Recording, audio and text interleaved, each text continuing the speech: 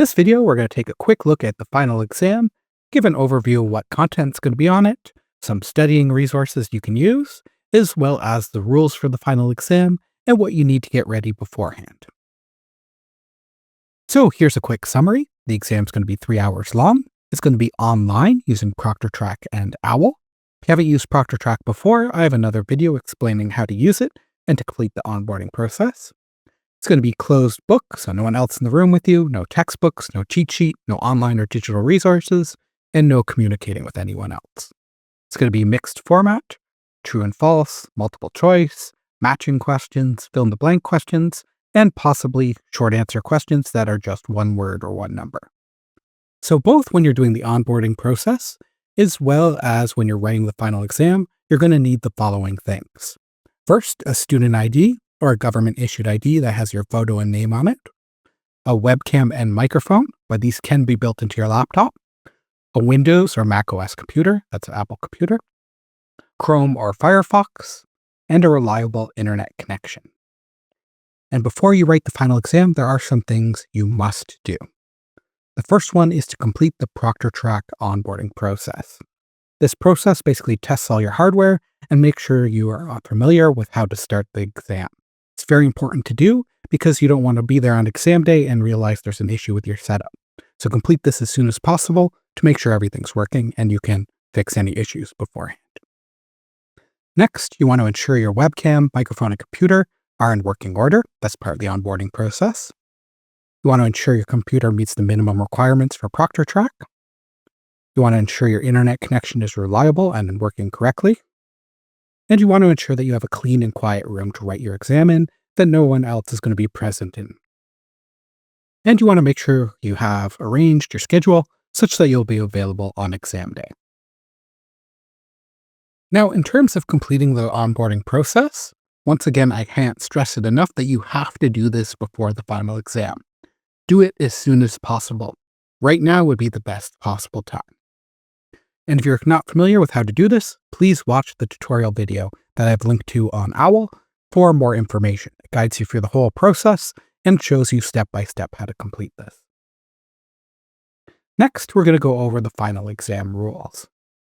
First off, you're not allowed to use, run, or have open on your computer any application other than a web browser used to access the exam. So you can't have Excel, Access, or anything else open. None of those are allowed. Just a web browser with one tab open to the final exam. Next, you must write the final exam alone. No other person can be in the room with you or talking to you or communicating with you in any way. So you're not allowed to have any electronic device out other than one computer that you are using. And ProctorTrack does require that the one computer only has one mouse, one keyboard, and one monitor. If you have another monitor hooked in or another keyboard, it will not let you write the final exam. So please make sure that you only have one mouse, one keyboard, and one monitor connected. Next, the exam is closed book, so no textbooks or online resources of any kind can be open on your computer or out in your room. You must have ProctorTrack running at all times while you're writing the final exam. This is very important. You can't start the exam and then turn on ProctorTrack, or start the exam then turn off ProctorTrack. Every second that you are writing the exam, ProctorTrack has to be running. ProctorTrack stops working or crashes, you have to restart ProctorTrack right away. If you submit the exam or do any part of the exam without ProctorTrack running, that will result in a 0 grade. So please make sure that ProctorTrack is running when you write the exam, and it also won't let you into the exam without ProctorTrack running, because ProctorTrack will be how you get the password to access the final exam. So you may not open any browser tabs or windows other than the one to write your final exam in, and you could also open one to contact tech support if that's needed, but you can't open anything on OWL to look anything up or Google anything or anything like that. It just has to be one tab open to the exam. So again, you can't communicate with any other person in any way other than Western's exam support team.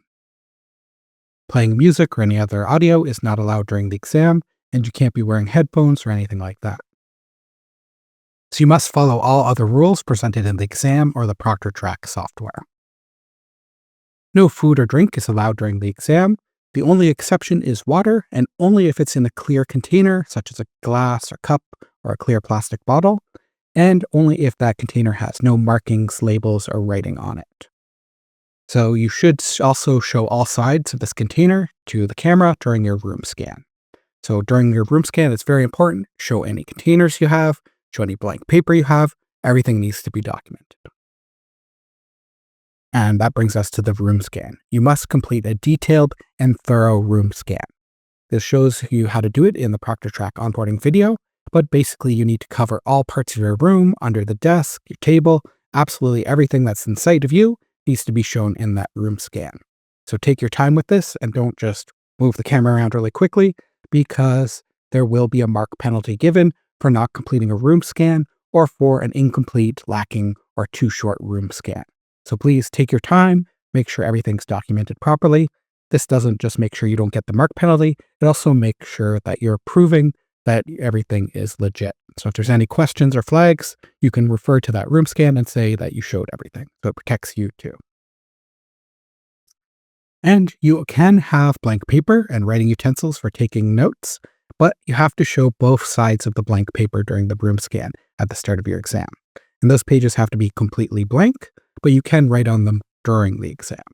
So that means you have to show both sides during the room scan of every single sheet that you have with you.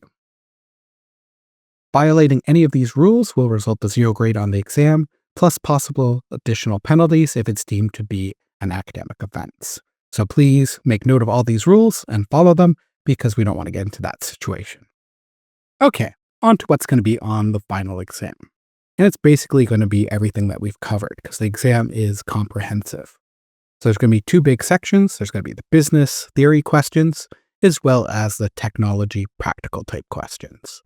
So for business questions, these are going to come from textbook chapters 1 to 12, including any assigned knowledge extensions, and also from any lecture videos and slides. The form of these questions is mostly going to be true and false or multiple choice. They are going to be drawn from a test bank, so the type you get might be a bit different, but they'll always be multiple choice or true or false. And they will make up approximately 50% of the exam's worth. The other half of the exam is going to come from tutorial content and the assignments. This will be like the practical parts we've done. So these may include Excel, such as functions, formula, GUI, access, input masks, field properties, GUI, ERDs, XML, XSD, SQL, ports, forms, and queries, anything covered in a tutorial video, slides, or assignment. And these questions are going to be a little bit more involved. They'll be multiple choice, matching, fill in the blank, which can also include the 1 word or 1 number short answers. And they're going to make up approximately 50% of the exam's worth as well. So it's important that you study both of these. You should expect enough questions to fill up the 3 hours. So you might be wondering, how do I study for this exam? Well, I have posted some new review questions for you, and you can find these under the final exam unit that's now available on OWL. It'll look like this on the homepage, and once you click on that unit, they'll be available under Exam Overview and Resources. There'll be some PDFs here, both with the one with the answers and one without answers. I recommend trying out the ones without answers first, and then checking your answers. The other resource will be from your MyLab MIS site. That's that site you get access to with the textbook. And this has a lot of good resources for studying those textbook business theory type things. So they have a bunch of things. They have those assigned homework quizzes, as well as those more interactive Access and Excel homework. They have the dynamic study modules, glossary flashcards, as well as e-text study modules. So I highly recommend trying a bunch of those quizzes, at least once per each chapter. And there are extra quizzes on there above what was assigned with homework to give you even more practice. So it's important that you study from both of these. The review questions, they'll help you with the practical side, and from the MyLab MIS, because this is going to help you with those business theory questions.